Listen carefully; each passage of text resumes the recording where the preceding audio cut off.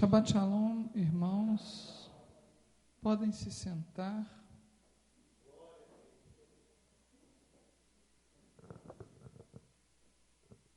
E abrir a Bíblia de vocês em Deuteronômio, capítulo 32.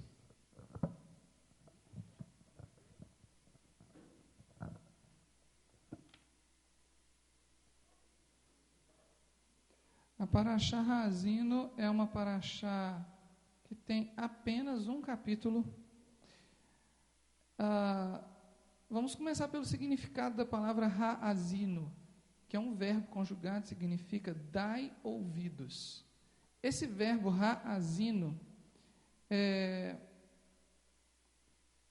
ele vem de uma raiz, que é a raiz azan, que significa, portanto, dar ouvidos, e essa palavra dar ouvidos, ou ouça, ouve, ela nos lembra um texto muito conhecido pela nossa igreja, que a gente canta aqui toda sexta-feira, que é o Shema. Shema Israel, Adonai Eloheinu. Então, ouve Israel, o Senhor é nosso Deus. Só que no Shema, o verbo é Shema, não é Azan. Então, por que aqui tem um verbo e lá no Shema tem outro verbo? Aí eu descobri que na Bíblia, quando tem textos poéticos, ou seja, quando o autor escreveu canção, ele escreveu uma poesia, ele não usa o verbo Shema, ou o verbo chamar, que é o que é usado lá no Deuteronômio 24. Não, 6, 4 a 9. Ele não usa o verbo Shema quando ele vai fazer uma poesia. Quando ele quer fazer uma poesia, ele usa o verbo azan, mas significa a mesma coisa, só que eles são usados em contextos distintos. Por isso nós temos uma parashá agora, no capítulo 32, que chama Haazinu, e não Shema. Senão essa parashá se chamaria Shema, se não fosse uma poesia. Bom, ela é uma poesia, e é uma poesia importantíssima dentro da Bíblia. Ela não é qualquer poesia. Inclusive, o autor dela não é qualquer um. E nós vamos falar sobre isso daqui a pouco. Essa palavra Haazinu, aliás, eu vou até falar, é diferente. O verbo azan, como eu tinha falado, que é usado em contextos poéticos, aparece 42 vezes no Antigo Testamento todinho. E nesta forma, Haazinu, ele aparece 8 vezes. Só 8 vezes no Antigo Testamento todo. E ele é muito especial. A primeira vez que ele aparece é em Deuteronômio capítulo 32. Se a gente for olhar a sequência dos livros da Bíblia, né? Então ele aparece mais 7 vezes. 3 delas eu queria compartilhar com os irmãos. O verbo Haazinu e onde que ele aparece. Eu quero mostrar para os irmãos onde, em que tipo de contexto que esse verbo está aparecendo na Bíblia. Tá? Dê uma olhada em Jó, pode deixar marcado aí o Deuteronômio 32, que a gente vai voltar nele e a gente vai falar muito sobre ele. Mas agora a gente vai dar uma olhada em Jó, capítulo 34, versículo 2.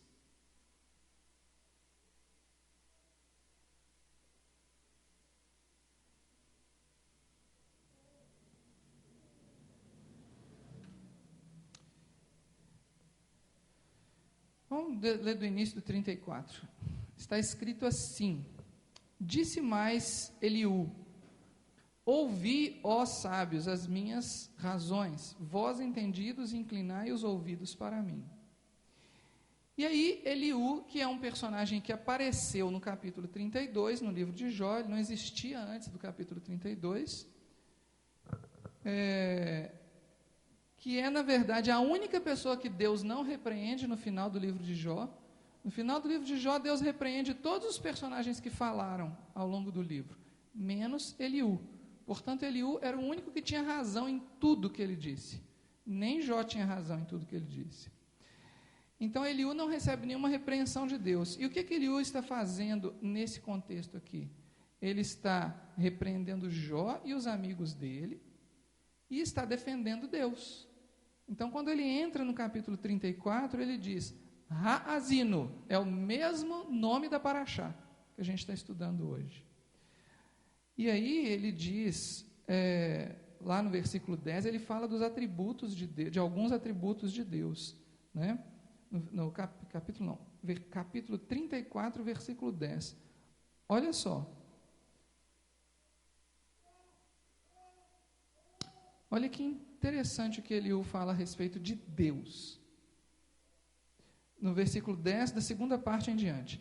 Longe de Deus o praticar ele a perversidade e do Todo-Poderoso o cometer injustiça, pois retribuirá ao homem segundo as suas obras, e faz a cada um, que cada um toque segundo o seu caminho. Mas, na verdade, Deus não procede maliciosamente, nem o Todo-Poderoso perverte o juízo. Quem lhe entregou o governo da terra? Quem lhe justificou o universo? Se Deus pensasse apenas em si mesmo e para si recolhesse o seu espírito e o seu sopro, toda a carne juntamente expiraria e o homem voltaria para o pó. O que Eliú está dizendo com isso? Ele está dizendo que Deus se importa com todo ser vivente. Além disso, ele está dizendo que os atos do ser humano têm as suas consequências, né? Quando ele diz, faz que cada um ande segundo o seu caminho, né? Deus retribuirá, versículo 11, retribuirá ao homem segundo as suas obras. Curiosamente, esses conceitos, esse conteúdo, estão presentes lá no capítulo 32 de Deuteronômio. Não diria que é coincidência. Eu não diria que é coincidência, porque o capítulo começa justamente com o mesmo verbo, ha'azino. Vamos dar uma olhada agora em um outro texto, que fala mais um pouco de algo que também está sendo falado na paraxá de hoje, de ha'azino. Isaías capítulo 1, versículo 10.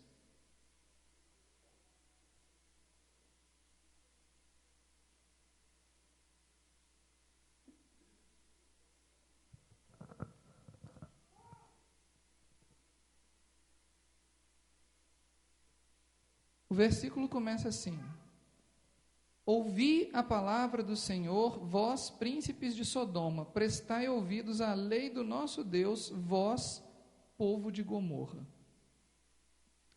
Aqui nesse trecho, mais uma vez, a palavra é ha'azino. E o que Isaías está fazendo nesse trecho? Ele está acusando a cidade de Jerusalém de ser semelhante a Sodoma e Gomorra. Porque a cidade de Jerusalém, com seus líderes, se dobrou a deuses estranhos.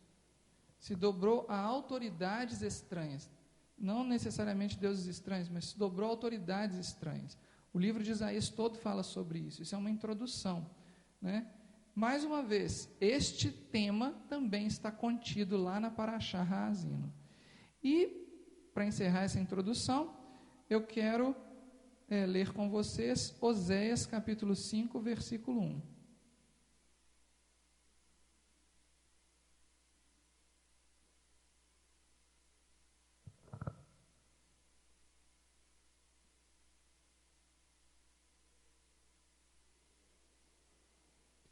E aí, mais uma vez, a gente vê a palavra ha'azino no início do capítulo. Ouvi isto, ó sacerdotes, escutai, ó casa de Israel, e dai ouvidos, ó casa do rei, porque este juízo é contra vós outros, visto que fostes um laço em Mispa e rede estendida sobre o Tabor. Na prática de excessos vos aprofundastes, mas eu castigarei a todos eles. Mais uma vez, então, nós temos um texto de repreensão contra Israel que começa exatamente com o mesmo nome da palavra da paraxá ha'azino. Ha'azino, portanto, é uma paraxá cujo título expressa um alerta para a repreensão. Quando o profeta ou os profetas e qualquer outro autor do Antigo Testamento diz ha'azino, ele geralmente está alertando para um momento de repreensão. Tem alguns momentos que não vou dizer que são todos, eu conferi um por um, não são todos.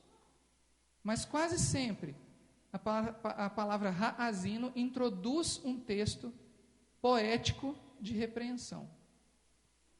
Às vezes, para comparar, por exemplo, a grandiosidade de Deus com a pequenez do homem.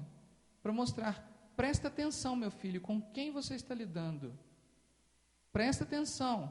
Quem você acha que teceu os seus tecidos e constitui o seu corpo? Parashá Ha'azino começa... A palavra Ha'azino geralmente começa um texto com essa intenção, né? Agora, especificamente sobre a Parashá Ha'azino, a primeira pergunta que a gente tem que se fazer é: qual é o contexto dessa Parashá? E eu vou seguir agora fazendo uma série de perguntas a respeito da Parashá Ha'azino. Nós vamos analisar a Parashá a partir dessas perguntas e depois nós vamos tirar um proveito das respostas. Vamos voltar então em Deuteronômio. Só que ao invés de nós irmos ao capítulo 32, nós vamos ao capítulo 31, porque não dá para falar da Parashá Ha'azino sem dar uma olhadinha no capítulo 31. Vocês observam aí nas Bíblias de vocês, provavelmente tem títulos, aqueles subtítulos editoriais. A maioria das Bíblias geralmente tem um subtítulo antes do versículo 30 do capítulo 31, não é isso? Está lá, capítulo 31, versículo 30. Aí tem um subtítulo lá, que é conhecidíssimo, o Cântico de Moisés, não é isso? Depois, no capítulo 32, começa o tal do Cântico. Ou seja, se nós não virmos o que está acontecendo no capítulo 31, nós não sabemos de onde que saiu esse capítulo 32. E nem sabemos quem é que está falando nele, né?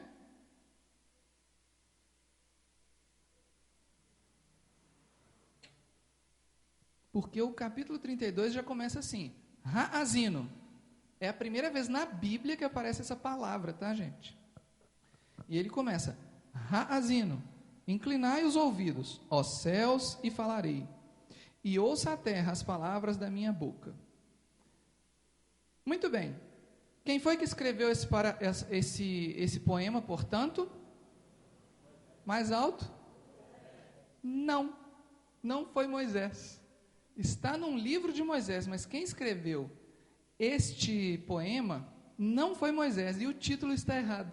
Não é o Cântico de Moisés. Por isso eu disse, vamos ao capítulo 31. Agora, antes de a gente dar uma olhada em quem foi o autor, porque isso são cenas do próximo capítulo, eu quero saber realmente qual é o contexto. Lá no versículo 28 do capítulo 31, Moisés tinha dado uma ordem.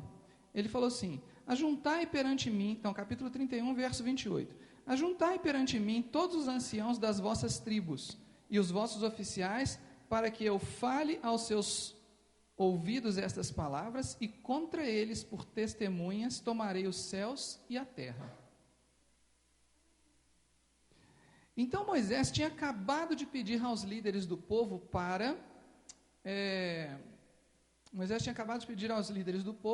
para convocar uma assembleia, porque ele queria dar um recado. E ele queria dar um recado que presta atenção, Moisés está quase prestes a morrer. O Mateus falou muito bem aqui no final da Parashá, Deus já fala para Moisés: olha, você vai subir lá no Monte Nebo, você vai morrer, você não vai continuar com o povo de Israel, quem vai continuar a sua jornada é Josué. Certo? Muito bem. Então essas são as últimas palavras de Moisés praticamente, ou as penúltimas, porque lá no capítulo 33 Moisés ainda fala mais um pouco.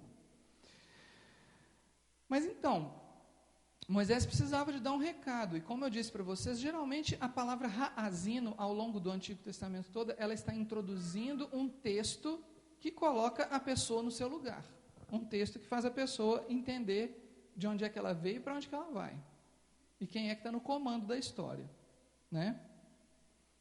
E que recado é esse, afinal de contas? Como eu disse para vocês, que recado é esse? O recado é o cântico conhecido como o Cântico de Moisés, né? Então esse é o recado que ele tem para dar, o cântico todo, e é um poema. E ele tinha que falar em forma de poema por uma razão muito especial, assim como outros poemas que tem aqui na Torá também. Por que tinha que ser em forma de poema? Para que as pessoas memorizassem com facilidade. para que o povo de Israel decorasse a canção. Isso é uma música, tá? Vamos lembrar que isto é uma música, né? No capítulo 31, versículo 30, está dizendo que Moisés pronunciou integralmente as palavras deste cântico, então é cantado. E se você olhar o escrito hebraico, é muito interessante, porque em português as frases não têm o mesmo tamanho, vocês concordam? Você olha para o português e você vai ver uma frase um pouco mais longa que a outra, né? Umas palavras maiores, outras menores. Em hebraico, quando você vê o texto, parece um retângulo o poema. Não tem aquela coisa assim, esse verso ficou muito comprido, eu pego a última palavra e passo para baixo. Não, não tem isso. Em hebraico ele é escrito em duas colunas, as duas colunas com o mesmo tamanho, a mesma quantidade de sílabas, é perfeito, é um poema perfeito. Então, nesse poema lá, esse poema, que é um cântico, precisava de ser cantado para que as pessoas memorizassem. Porque com que facilidade você decora uma poesia? Agora, com que facilidade você decora uma canção? Não é muito mais fácil decorar uma música, um texto cantado do que um texto falado? Muito mais fácil, entra na cabeça muito rápido. Então, por isso Moisés teve que ensinar isso aqui em forma de cântico, porque era um recado que ele queria que as pessoas memorizassem e guardassem na memória, geração após geração, para que as pessoas se lembrassem desse recado, para que não caísse no esquecimento. E tem mais um detalhe, na época de Moisés, Gutenberg ainda não tinha nascido, que foi o inventor da imprensa, né? Então, até que os 5 livros de Moisés fossem reproduzidos para todo mundo ter uma cópia em casa, como é o que acontece hoje em dia, demorou milênios. As pessoas tinham que saber isso aqui, era de memória. Só tinha uma cópia disso, provavelmente com Josué. Eu fico imaginando que Josué deve ter guardado isso aqui, e depois, mais para frente, as pessoas foram fazendo outras cópias. Mas, para início de conversa, Moisés escreveu, entregou na mão de Josué e falou, agora está nas suas mãos. Eu fico imaginando isso. Não existia gráfica, né? As coisas eram copiadas à mão. Até outra pessoa fazer uma cópia inteira da Torá, leva 1 ano, tá? Hoje em dia. Uma pessoa que faz uma cópia inteira da Torá, em hebraico, fica 1 ano trabalhando, 8 horas por dia naquilo ali. 8 horas por dia, fazendo cópia manuscrita. Então, Moisés entregou para Josué uma cópia e falou assim, agora está nas tuas mãos. Fico imaginando isso. Por isso ele tinha que ensinar para o povo cantado, senão o povo não ia aprender, concordam? Se ele lesse uma vez lá o texto para o povo, e aí depois ele morresse, no dia seguinte o povo não ia nem lembrar de Moisés. Mas se ele ensinasse uma canção, pois é. Você lembra de alguma canção, de algum compositor que já morreu? Com certeza você se lembra, certeza absoluta. Mas se ele tivesse recitado uma poesia, 60 anos atrás, você ia lembrar da poesia? Dificilmente. Por isso tinha que ser cantado, né? Mas como eu disse, o nome dessa canção não poderia ser canção de Moisés, ou não deveria ser canção de Moisés. E por causa disso, muitas vezes, algumas pessoas vão ler lá o Apocalipse, capítulo 15, e confundem a referência que o capítulo 15 de Apocalipse está fazendo. Porque existem 2 canções de Moisés na Bíblia, de fato existem. Primeiro vamos dar uma olhada lá em Apocalipse capítulo 15, só para mostrar para vocês do que eu estou falando. Apocalipse capítulo 15, versículo 2, diz assim: Vi como que um mar de vidro mesclado de fogo, e os vencedores da besta, da sua imagem e do número do seu nome, que se achavam em pé no mar de vidro, tendo harpas de Deus, e entoavam o cântico de Moisés, servo de Deus, e o cântico do Cordeiro, dizendo: Grandes e admiráveis são as tuas obras, Senhor Deus Todo-Poderoso. Justos e verdadeiros são os teus caminhos, ó Rei das nações. Quem não te temerá e não glorificará o teu nome, ó Senhor? Pois só tu és santo, por isso todas as nações virão e adorarão diante de ti, porque os teus atos de justiça se fizeram manifestos.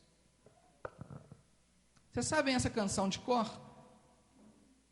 Quem sabe é porque sabe uma canção com este texto, né?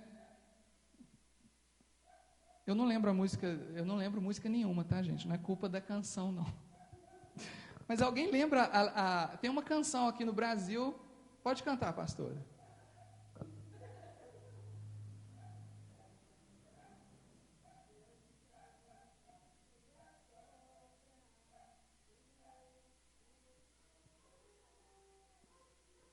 Justos e verdadeiros são os teus caminhos,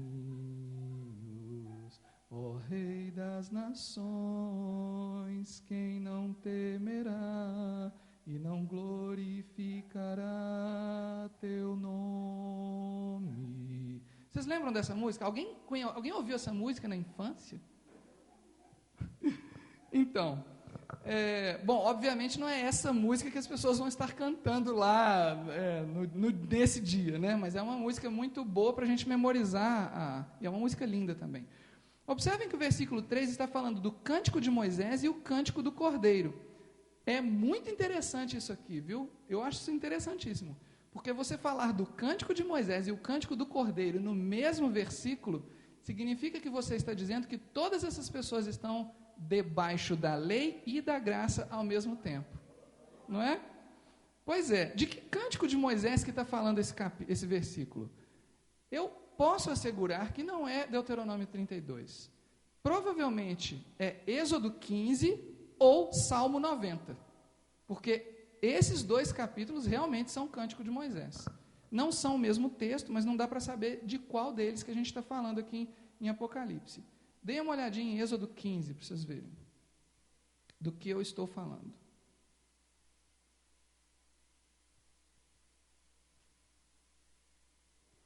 Êxodo 15, sim, tem um cântico que Moisés entoou e os filhos de Moisés e os filhos de Israel entoaram, né? Cantarei ao Senhor, porque triunfou gloriosamente, lançou no mar. Isso é depois que eles acabam de atravessar o Mar Vermelho e Deus fecha o mar por trás deles, né? Tem grandes chances de ser esse texto. Outro texto é o Salmo 90. Dá uma olhadinha no Salmo 90, que é o único salmo que é de autoria de Moisés. E ele abre o quarto livro dos Salmos. O livro dos Salmos é dividido em 5 livros, né? Então, o quarto livro é aberto com o Salmo 90. Na verdade, aqui não diz que é canção de Moisés. Então, tem mais probabilidade de ser Êxodo capítulo 15, porque lá fala que é um cântico mesmo. No Salmo 90 diz que é uma oração, né? Vocês veem que tem um subtítulo aí que é Oração de Moisés, Homem de Deus. Esse subtítulo está no manuscrito hebraico, não foi João Ferreira de Almeida que pôs, não. Então, quando diz aí Oração de Moisés, Homem de Deus, a gente já passa a entender que não é necessariamente uma canção. Senhor, tu tens sido o nosso refúgio de geração em geração, antes que os montes nascessem e se formassem a terra e o mundo. Eu acho mais provável que seja Êxodo capítulo 15, mas nós vamos descobrir isso um dia, né? A Bíblia não nos dá essa informação, mas um dia Deus vai mostrar isso para a gente, quando a gente chegar lá. Agora, voltando lá em Deuteronômio 32, que não é, portanto, a canção de Moisés, a gente passa a se perguntar, quem é o autor de Deuteronômio 32, então, afinal de contas? Será Josué? Será aquele moço que foi contra a rebelião de Coré? Quem é que era o moço que foi contra a rebelião de Coré mesmo? Que resolveu o problema rapidinho?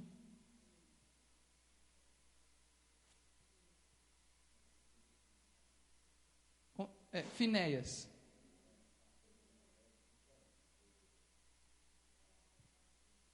Ah, é verdade, estou confundindo, isso mesmo. Então, será que foi Finéias que escreveu essa canção?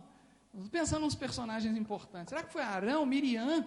Né? Não foi ninguém assim ninguém que possa ter morrido no deserto. E também não foi ninguém que passou o Rio Jordão, não, tá? Quem que foi, afinal de contas? A resposta está em Deuteronômio capítulo 31, versículo 19.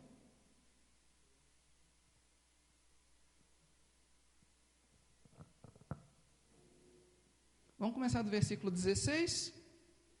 Diz assim: disse o Senhor a Moisés. E aí Deus começa a dizer um monte de coisas para Moisés. No versículo 19 ele diz: escreverei para vós outros este cântico, e ensinai-o aos filhos de Israel, ponde-o na sua boca, para que este cântico me seja por testemunha contra os filhos de Israel. Vocês já pararam para pensar que tem uma música na Bíblia que foi o próprio Deus que escreveu? Não foi inspirado por ele, não. As letras são dele. A letra é dele, não foi inspirado por ele. A gente não sabe a melodia, a gente não sabe a harmonia, nem o ritmo, mas a gente sabe que o texto dessa música foi o próprio Deus que escreveu e entregou para Moisés. Ele nem ditou para Moisés, vocês percebem o poder disso?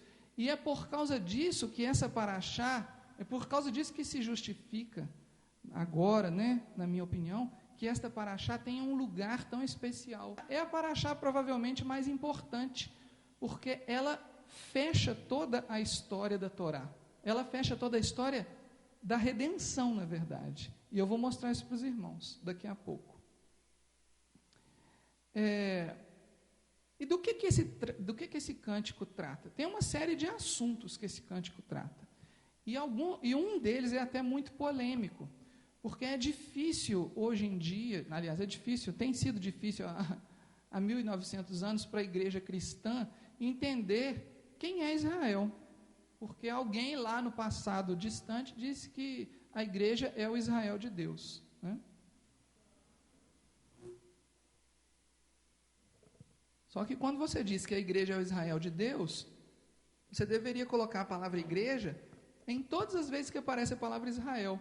Se você ler esse capítulo colocando a palavra igreja no lugar de Israel, você começa a falar assim, não, então a igreja não é Israel de Deus, não. Porque aqui vai ter um monte de coisa séria acontecendo, né? Não, eu não quero ser o Israel de Deus, então, né? Eu só quero ser o Israel de Deus quando fala de herdar a terra, de ter uma vida boa, né? E não, mas isso aqui eu não quero. Então, na verdade, este texto é o próprio Deus falando, gente. E a gente não deveria ignorar o fato de que o próprio Deus disse o que ele disse. E ficar mudando o que Deus disse. Do que esse texto fala? Esse texto fala dos atributos de Deus. Eu sei que o texto que sintetiza os atributos de Deus não é este, mas ele menciona os atributos de Deus, assim como Jó capítulo 34, que eu mencionei para vocês mais cedo. Esse texto fala sobre a eleição e a apostasia de Israel, ou seja, ele conta a história de como Israel foi eleito e como Israel se perdeu. Ele fala sobre o julgamento divino e ele também fala sobre a misericórdia de Deus. O julgamento e a misericórdia de Deus. Ele fala sobre a distinção entre Israel e os demais povos. Israel é uma coisa, o restante do mundo é outra coisa. Por quê? Deus precisava de um armário para guardar a Bíblia. Entendem? Você não vai deixar a Bíblia em cima do fogão, em cima da pia da cozinha, em cima da mesa da sala, porque pode vir uma criança e rabiscar, igual já aconteceu com a minha, né? Quando a Alice era mais nova. Você põe a Bíblia onde? Dentro de uma gaveta, arrumadinha, você põe a Bíblia dentro de um armário. Você não põe a Bíblia jogada, não deveria, né, fazer isso. Então, Deus escolheu o povo de Israel para ser o armário dele. Foi isso que aconteceu na história, né? Então, o povo de Israel é o armário. O outro povo é o fogão, o outro é a geladeira, entendeu? Espero que nós não sejamos a geladeira, né? Prefiro ser o forno. Ou aquecedor, o forno também não. O forno é demais, eu preferia ser um aquecedor, um umidificador, né? Mas então Deus escolheu Israel para ser o armário, onde ele guardaria a Bíblia, onde ele colocaria o texto que ele estava escrevendo. Esse texto, esse capítulo deixa isso muito claro, que apesar de Israel ter feito o que ele fez, né, ao longo da história, de ter se desviado de Deus, assim como todos os outros povos, mas Israel especialmente se desviou de Deus. Apesar disso, Israel ainda é o armário. Então, Israel continua sendo o povo que Deus vai proteger até o final dos tempos, porque Deus decidiu que ia proteger. Ele decidiu escolher Israel, ele não escolheu o Brasil, né? Agora, esse cântico é maravilhoso, porque ele tem uma construção Eu sou professor de análise musical, não aqui em Juiz de Fora, já dei aula de análise musical em outras escolas. E quando a gente vai analisar uma obra, a gente tenta entender como é que ela foi estruturada, como que o compositor pensou a estrutura daquela obra, né? Então, por exemplo, tem uma forma musical muito conhecida que foi desenvolvida no século XVIII, se chama forma sonata. A forma sonata, a forma sonata mais certinha, ela tem a exposição de um tema musical, a exposição de mais um tema musical. São 2 temas. Depois, esses 2 temas se misturam. O compositor faz um liquidificador com aqueles 2 temas. E lá no final, ele reexpõe o primeiro tema e o segundo tema. E aí acaba a música. A música que tem essa estrutura chama forma sonata, né? Então, a gente trabalha muito com esse tipo de análise. Você pegar uma partitura e tentar entender como que o compositor estruturou a música. Quando a música é vocal, a gente analisa a partitura a partir da letra da música. Primeira coisa que a gente olha, a letra da música. Como é que o compositor associou a letra da música ao som da música? Então, com esse pensamento, eu analisei esta canção. Eu analisei a letra da música. E eu descobri que ela é dividida em 3 partes.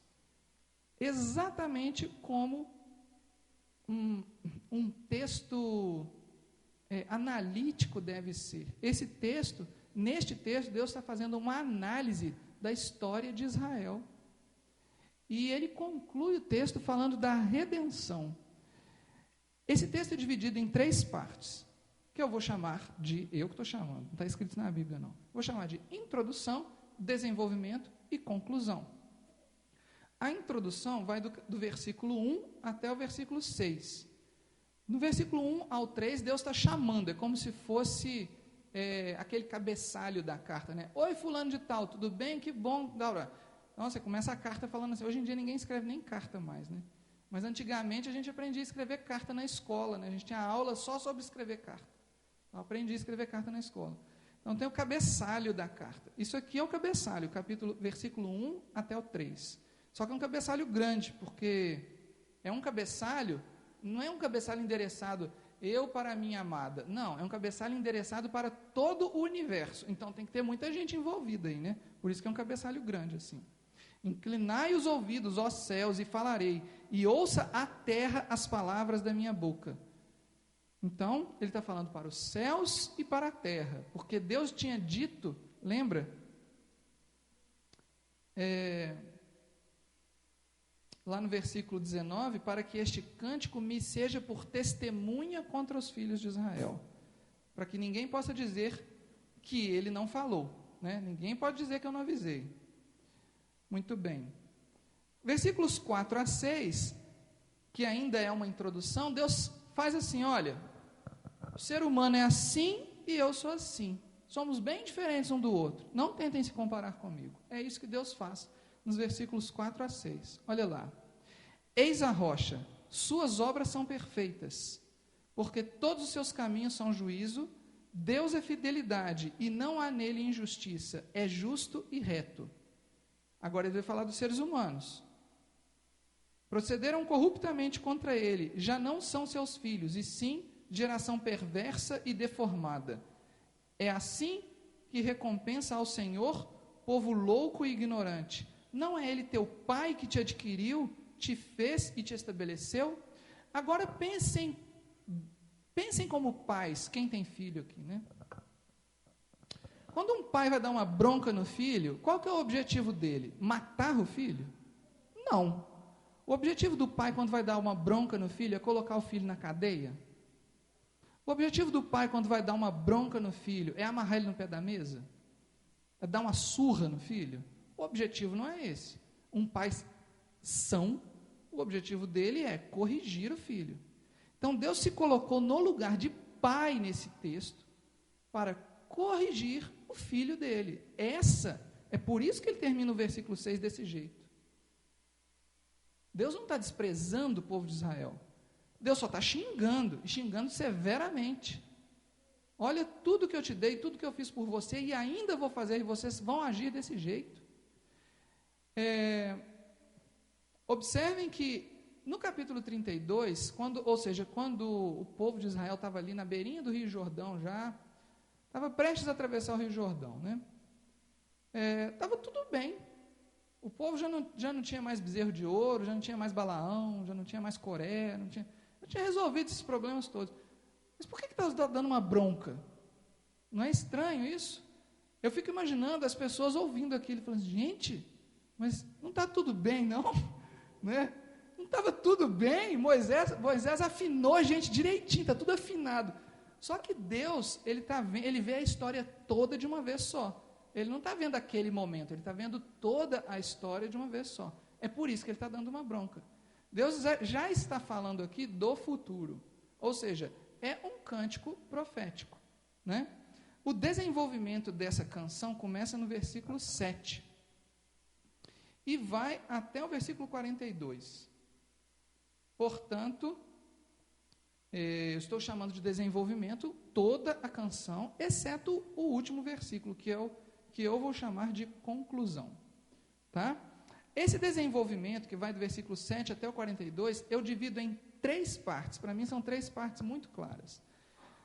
No versículo 7 até o 14, Deus faz uma contextualização. Ele mostra a história do povo de Israel, desde a saída do Egito, passando pela peregrinação no deserto e terminando com o estabelecimento do povo na terra prometida, que ainda não tinha acontecido neste momento. Então Deus está falando para o povo o que vai acontecer com eles. E vai acontecer mesmo, quando Deus fala, óbvio, né? Se vocês virem... E é interessante que o verbo que ele diz aqui está no passado. Né? Em hebraico não tem passado, presente e futuro não, tá, gente? Em hebraico tem ações concluídas e ações não concluídas. É como se no português fosse o particípio e o gerúndio, né? É como se eu tivesse... Particípio é feito, o gerúndio é fazendo, certo? Então, em hebraico é assim que funciona. Só que na hora de traduzir, os tradutores têm umas técnicas para transformar em passado, presente e futuro, senão a gente não entende nada. Você imagina se os verbos viessem todos assim. Eu vou pegar ali do versículo 13, por exemplo. Versículo 13 assim: ele feito cavalgar sobre os altos da terra, comido as messes do campo, chupado o mel da rocha e azeite da dura pederneira, coalhada de vacas e leite de ovelhas, com a gordura dos corneiros, dos cordeiros, dos carneiros, que pastado em Bazã e dos bodes, e com o mais escolhido trigo, e bebido o sangue das uvas, o mosto. Não faz sentido em português, né? Por isso que o tradutor coloca os verbos no passado. Mas observem, esse povo ainda não tinha entrado na terra de Canaã. Nada disso aqui tinha acontecido ainda. Percebem? Eles ainda não estavam na terra que mana leite e mel. Isso que Deus está dizendo aqui, que o povo fez, o povo ainda vai fazer. Né? Então, este é um texto profético. A segunda parte do desenvolvimento... Então, nessa primeira parte, Deus faz uma contextualização, né? Deus mostra lá toda essa história até a entrada na terra de Canaã.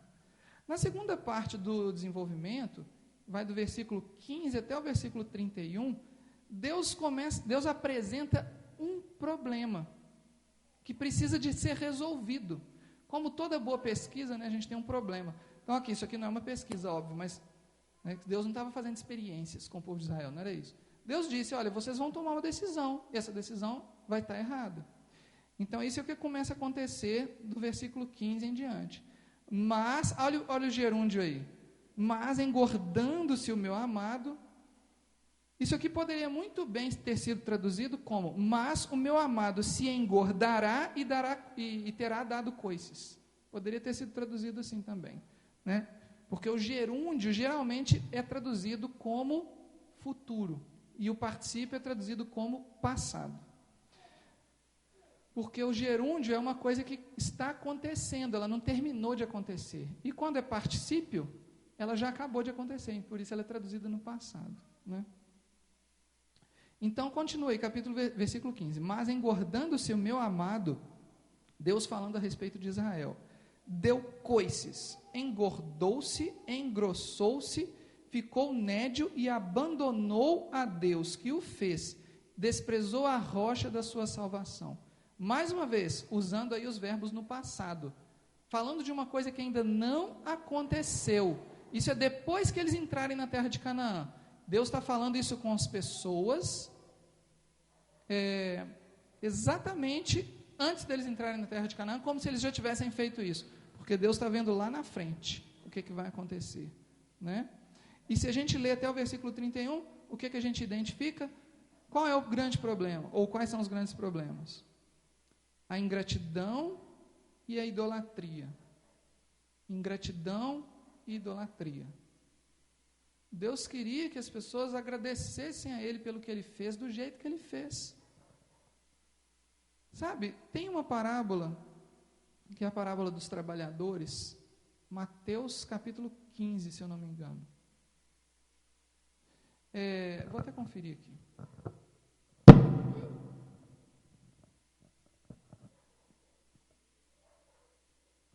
Há poucas semanas atrás, eu estive em São João del Rei e ouvi uma pregação maravilhosa sobre essa parábola.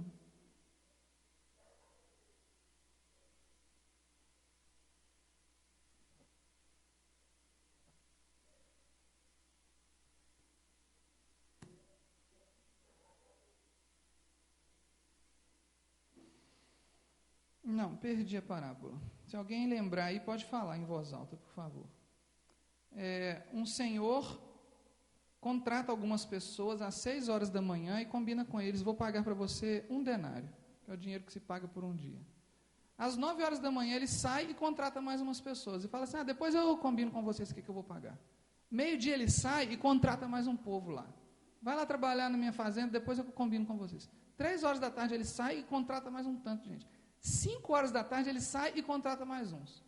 Aí, no final do dia, ele chega lá e dá 1 denário para cada um. Ele decidiu que vai dar 1 denário para cada trabalhador.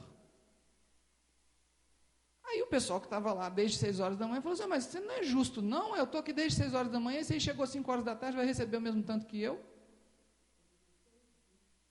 Mateus 20.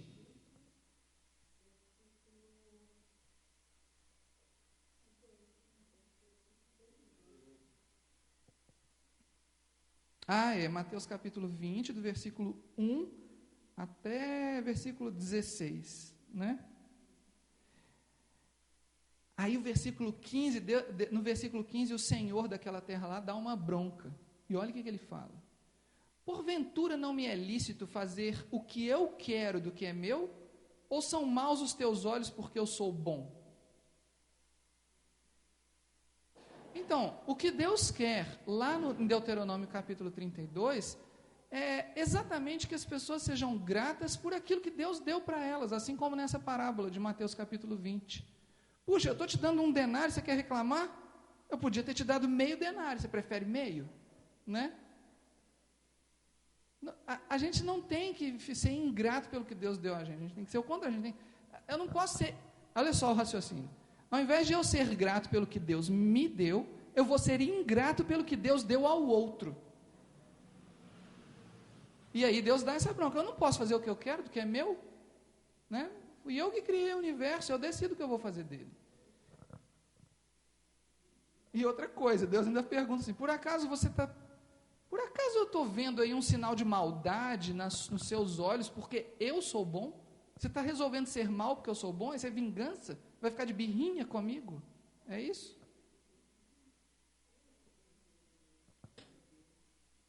Então Deus fala também aí em Deuteronômio capítulo 32, Deus fala também de como Ele vai aplicar juízos sobre Israel, né? Estou em Deuteronômio 32. Olha o que ele fala no versículo 20. Ele fala assim: esconderei deles o meu rosto para ver e verei qual será o seu fim. Porque se Deus tivesse protegido, o que Deus está falando aqui? Olha, por um tempo eu vou deixar vocês se virarem sozinhos e ver no que dá. Sabe por quê? Porque aí vocês vão ver quem é que cuida de vocês. Mas lá no final, no versículo 30, Deus fala um negócio sensacional. Ele fala assim: como poderia um só perseguir 1000 e 2 fazer fugir 10.000, se a sua rocha não lhes vendera, e o Senhor lhes não entregara. Sabe de que Deus está falando aqui? Deus está falando de situações como Sansão derrubando 5.000 homens, Gideão com 300 homens derrubando 10.000, né? Deus está falando de uma coisa como se fosse passado, de coisa que ainda vai acontecer, para as pessoas enxergarem, gente, olha aqui, se eu não tivesse entregado os teus inimigos nas tuas mãos, como é que vocês teriam vencido essas guerras, que vocês ainda não lutaram, né? Então, o que Deus está dizendo é que Ele vai dar um tempo, em alguns momentos da história, para as pessoas terem a oportunidade de ver como é que a vida é quando Deus não está nela. Misericórdia, misericórdia. Se não fosse Deus na minha vida, eu estaria muito perdido, qualquer um de nós aqui.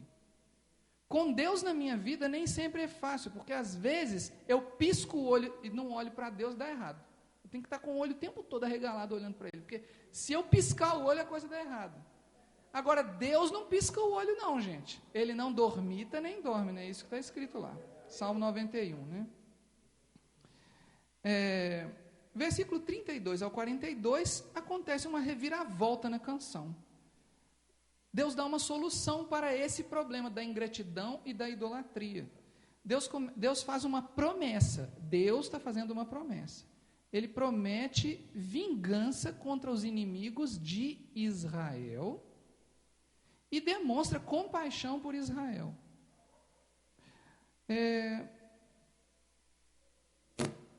Então, Deus está demonstrando com isso aqui que Ele ainda está no controle. Tá bom, eu vou fechar meus olhos, lá no versículo 20, né, ele disse isso, vou fechar meus olhos um pouco, deixar vocês se virarem. Tá bom, agora vocês entenderam o recado? Então tá, agora eu estou voltando para a cena, tá, gente? Aí ele vai fazer assim, aí os inimigos vão todos embora. Aí ele diz o que ele vai fazer com os inimigos, né? Olha quando que ele disse que vai fazer isso. Versículo 36, porque o Senhor fará justiça ao seu povo e se compadecerá dos seus servos, quando vir que o seu poder se foi e já não há nem escravo nem livre. Ou seja, quando o povo de Israel chega ao ponto de não ter mais liderança nenhuma, nem poder nenhum, porque ninguém vale mais nada, não é nem escravo nem livre, aí Deus entra na história. Quantas vezes isso já aconteceu? Nós já vimos isso acontecer muitas vezes. Isso é porque Deus ama Israel como um pai. Puxa, se você não puser a sua criança no chão, ela nunca vai aprender a andar. Eu conheço um casal que ficou com a criança no colo até 2 anos de idade. A criança não sabia andar. Com 2 anos de idade. Tem crianças que demoram mais para andar mesmo, né, gente? Isso é normal. Mas um casal que ficou com a criança no colo até 2 anos de idade, porque eles tinham medo da criança bater a cabecinha no chão, cair e machucar o joelhinho, não sei o quê. Aí a criança não aprendeu a andar. Então, o que Deus está fazendo aqui é deixando o povo aprender a andar, né? E depois, a criança quebrou, caiu, machucou o joelho. Ué, tá bom, então deixa eu passar um nebacetim, né? Um curativo, né? Então, Deus está cuidando do povo de Israel como um pai. Ele não está destruindo o povo de Israel, não. Percebem o que o texto está fazendo? Ele demonstra compaixão pelo povo de Israel. Finalmente, no versículo 43, acontece a gloriosa conclusão dessa canção. Aí ele diz assim, gente, olha o que ele diz. Louvai, ó nações, o seu povo. Espera aí. Quem é que Deus está mandando as nações louvarem mesmo? O povo de Israel. Vocês já tinham visto isso alguma vez? Deus não está falando louvai ao Senhor. Não, Ele está dizendo louvai, ó nações, o seu povo. Isso aqui é muito semelhante a Zacarias capítulo 14, quando Deus fala que todas as nações afluirão para Jerusalém para adorar, né? E tem outros textos bíblicos que falam disso também, de como que Deus vai pegar aquele armário e abrir aquele armário para perfumar a casa toda, porque está com cheiro de alho frito lá na cozinha. Alho frito é uma delícia, né, gente? Vou falar outra coisa. Está com cheiro de pele de frango podre lá no lixo, né? Então aí você tem que jogar o lixo fora e abrir aquele armário para perfumar a casa toda, né? Muito bem. Então Deus aqui faz um convite ao louvor pela justiça restaurada, porque Ele fala que a justiça vai ser restaurada. E Ele fala também de uma expiação. O que é expiação na Bíblia? Expiar vem do verbo capar, que significa colocar uma tampa em cima. Tampar, ou cobrir. Cobrir os pecados, os erros, né? Esse verbo está muito relacionado a uma prática da antiguidade que nós não temos hoje mais, porque hoje nós temos uma coisa chamada vaso sanitário, e temos descarga com água na parede, maravilhosa. Mas lá na antiguidade as pessoas tinham que cavar um buraquinho, fazer as necessidades e depois cobrir as suas imundícias, não é isso? É isso que Deus faz com os nossos pecados, cobre, né? Com as nossas imundícias. Então, o que ele está dizendo? Vou ler o versículo 43.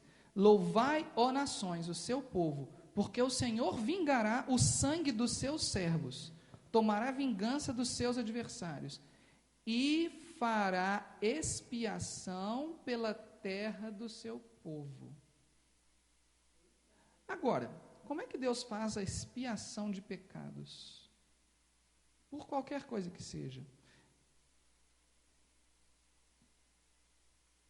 Antes da gente responder essa pergunta, eu quero fazer uma outra pergunta.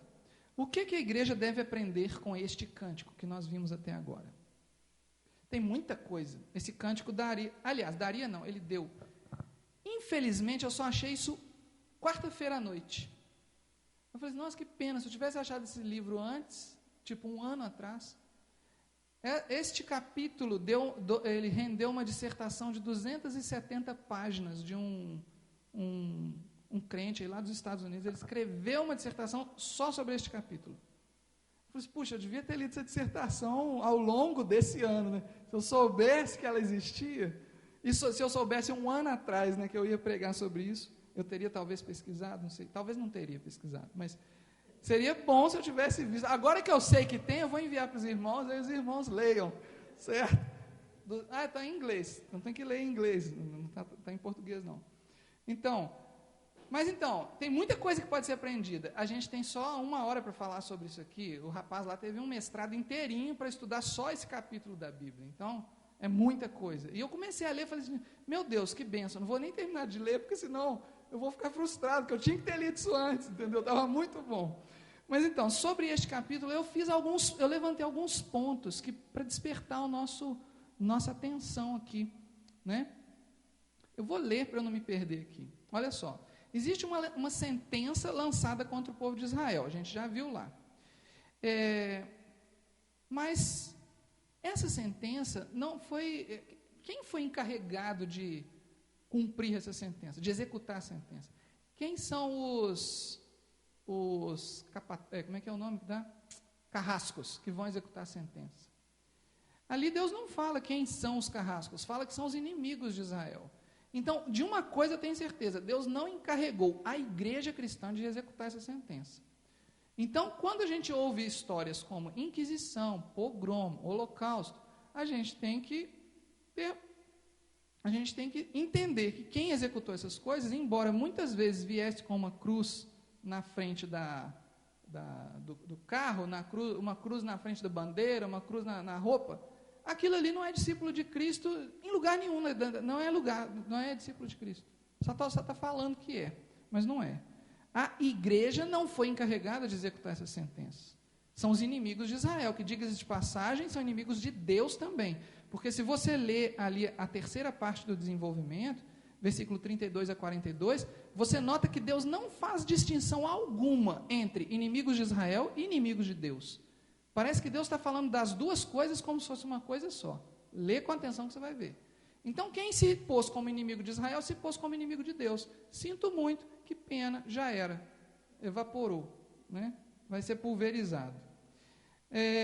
Outra coisa, neste capítulo, Adonai decide não fazer cessar a memória do povo de Israel dentre os homens. Quantas vezes já tentaram destruir o povo de Israel ao longo da história?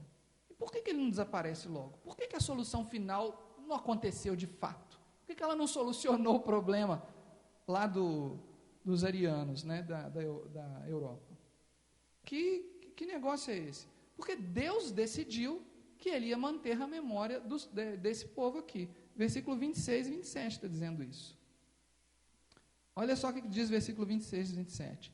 Eu teria dito, por todos os cantos os espalharei e farei cessar a sua memória dentre os homens.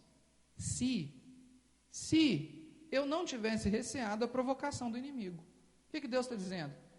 Se eu fizer isso, todo mundo vai falar que eles foram destruídos por causa do poder deles. Imagina uma Alemanha nazista, lá no início do século, na metade do século XX, né?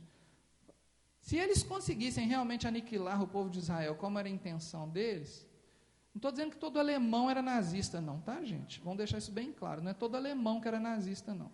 Mas existiam os alemães nazistas. Imagina os alemães nazistas. Senão eu vou falar que todo judeu é hipócrita. Não é todo judeu, porque tinham os judeus hipócritas, mas não eram todos, né? Lá no tempo de Jesus. Então, existiam os alemães nazistas. E eu também não estou comparando alemães nazistas com judeus hipócritas, não, tá, irmãos? Pelo amor de Deus, não estou fazendo essa comparação, não. Muito bem. Então, Deus está falando assim, se os alemães conseguissem aniquilar o povo de Israel, eles iam se enaltecer dizendo, nós conseguimos, e esse Deus não vale nada. Então, o que Deus fala? Eu não vou deixar acontecer. Eu não deixarei cessar a memória deste povo sobre a terra, né? É desejo de Adonai que a memória de Israel permaneça e se engrandeça. Tanto que no final do capítulo ele fala, louvai o seu povo, louvai o povo de Deus, né? Uma vez que falta conhecimento de Adonai ao povo de Israel, Adonai se compadecerá do seu povo. Versículo 28. Ele fala, porque o meu povo é gente falta de conselhos e nele não há entendimento. Lá no versículo 36, Deus fala, porque o Senhor fará justiça ao seu povo e se compadecerá dos seus servos, quando vir que o seu poder se foi. Só que tem um detalhe, uma vez que falta conhecimento de Adonai ao povo de Israel, ele se compadecerá de Israel. Também falta conhecimento de Adonai a todos os outros povos. É por isso que Deus se compadece de todos os povos, porque Ele é justo. Ele deseja que todos os povos também tenham acesso a Ele, né? E desejou isso. Também por causa do povo de Israel ser falto de conhecimento, né, de acordo com aquele texto ali, Deus decide vingar-se dos inimigos de Israel, como um pai se vinga de alguém que bate numa criança injustamente, não é mesmo? Minha mãe uma vez apanhou do professor da escola. Na época, os professores batiam nos alunos, né? Minha mãe apanhou do professor. Meu avô foi lá e deu uma surra no professor. Por quê? Ele não devia ter feito isso, né? Mas essa é a reação instintiva de um pai. E parece que é isso que Deus está dizendo que Ele vai fazer.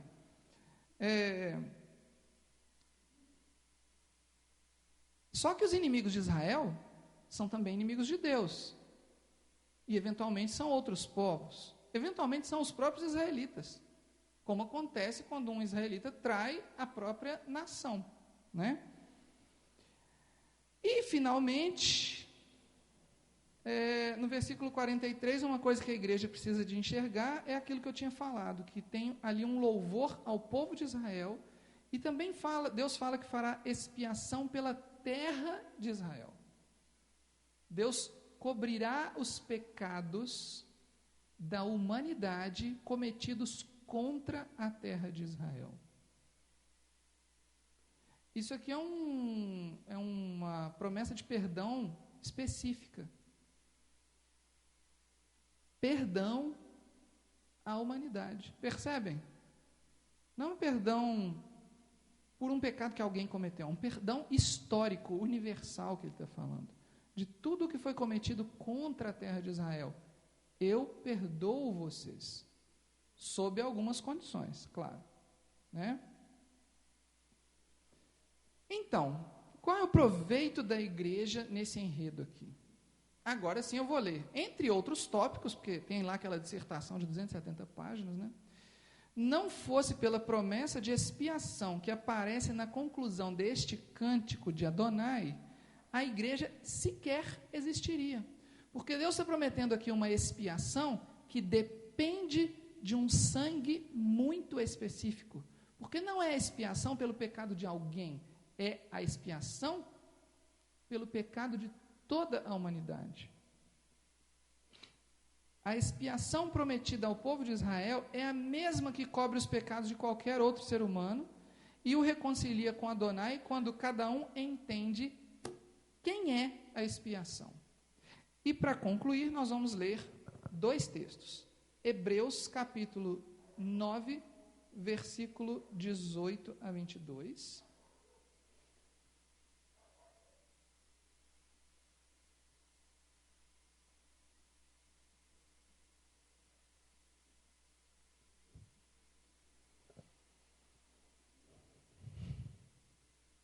Nós vamos falar agora de expiação.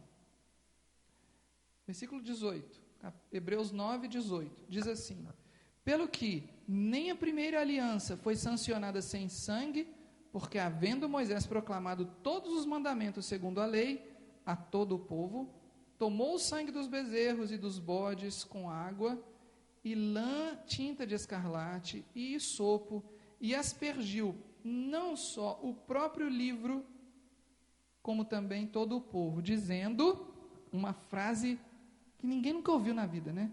Este é o sangue da aliança. Alguém já ouviu essa frase na vida? Todo culto de Santa Ceia a gente escuta isso, né? Ela aparece pela primeira vez lá em Êxodo capítulo 24, versículo 8, para quem não sabe, né? Este é o sangue da aliança, a qual Deus prescreveu para vós outros. 21. Igualmente, também aspergiu com sangue o tabernáculo e todos os utensílios do serviço sagrado. Com efeito, quase todas as coisas, segundo a lei, se purificam com sangue. E sem derramamento de sangue não há expiação. Puxa, então tem que ser um cordeiro bem grande para expiar o pecado do mundo inteiro, porque Moisés pegou aquele sangue e jogou no tabernáculo, jogou no povo, jogou no livro, mas ali era um sacrifício, né? Mas imagina para jogar no mundo inteiro, né? Que negócio é esse? Então vamos ver a resposta para isso em Colossenses capítulo 1.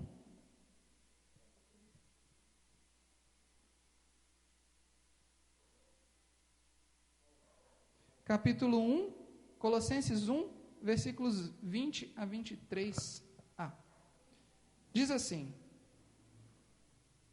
aqui está falando de uma pessoa que nós conhecemos muito bem, graças a Deus, e que nós deveríamos conhecer melhor ainda. Essa pessoa, havendo feito a paz pelo sangue da sua cruz, por meio dele, reconciliou consigo mesmo todas as coisas, quer sobre a terra, quer nos céus. Lembra que Deus tinha falado que ia usar aquele cântico para tomar por testemunha céus e terra contra o povo de Israel? Então, e Deus tinha falado no final do cântico que ele ia fazer expiação pela terra de Israel. Lembra disso? Pelos pecados cometidos contra a terra de Israel. Muito bem. Reconciliou consigo mesmo todas as coisas, quer sobre a terra, quer nos céus. E a vós outros também, que outrora erais estranhos e inimigos no entendimento. Lembra que Deus tinha falado que o povo era falto de conhecimento, de entendimento? Aquilo se aplica não só a Israel, mas todos os povos, inclusive os colossenses. Vós outros também outrora erais estranhos e inimigos no entendimento pelas vossas obras malignas. Lembra lá que a Paraxá fala que as pessoas tinham sido ingratas e idólatras? Versículo 22. Agora, porém, vos reconciliou no corpo da sua carne mediante a sua morte, para apresentar-vos perante ele santos, inculpáveis e irrepreensíveis, se é que permaneceis na fé.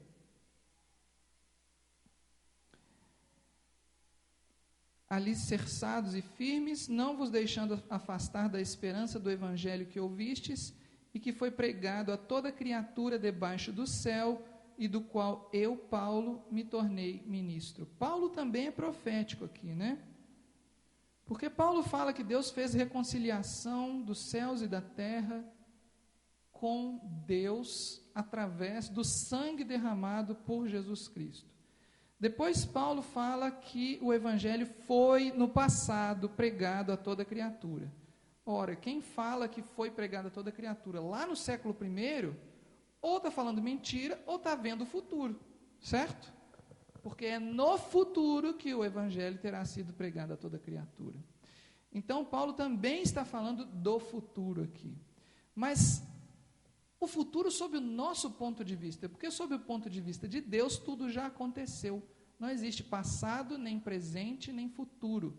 Então, a reconciliação que Deus fez através da cruz é a reconciliação que expia o pecado da humanidade contra a terra de Israel, e é a reconciliação que também expia os nossos pecados individuais contra Deus e contra os homens, e que nos permite nos aproximarmos de Deus. Para nós, esse momento de reconciliação, de perfeição e de paz visível, tangível, ainda não chegou, mas sob o ponto de vista já chegou. E é por isso que a Bíblia também nos diz que o sacrifício de Cristo, o sangue de Cristo derramado na cruz, é um sacrifício eterno, porque ele vale para toda a história da humanidade e não só para daquele ponto em diante. Ele já aconteceu e ele já cobriu naquele momento os pecados de todos aqueles quantos o receberam no futuro. Por isso que João capítulo 1 diz isso. Deu-lhes o poder de se tornarem filhos, de serem chamados filhos de Deus. Deu-lhes no passado. Amém? Amém. Agradeço pela oportunidade.